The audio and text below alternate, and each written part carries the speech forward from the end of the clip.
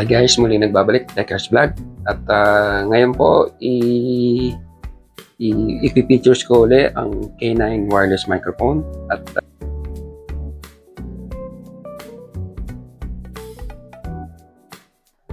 this time ilalagay natin siya sa tamang pwesto dito po.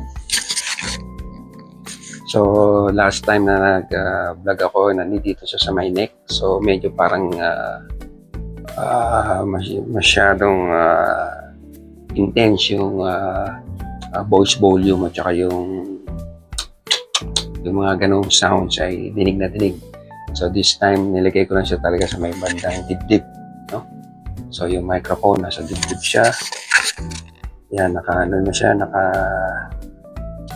steady green, which means connected na siya sa transmitter. And meron na siyang active na yung AI noise cancellation function. So, ito po, ang video na to is to determine kung ito ba yung talagang best position ng isang wireless microphone. And then to sa playback, dus makikita natin, and then pagka in-upload sa YouTube. So, yun lang po. Detailed information po at makikita natin mamaya sa upload. Magbabalik po ako. Bye and peace.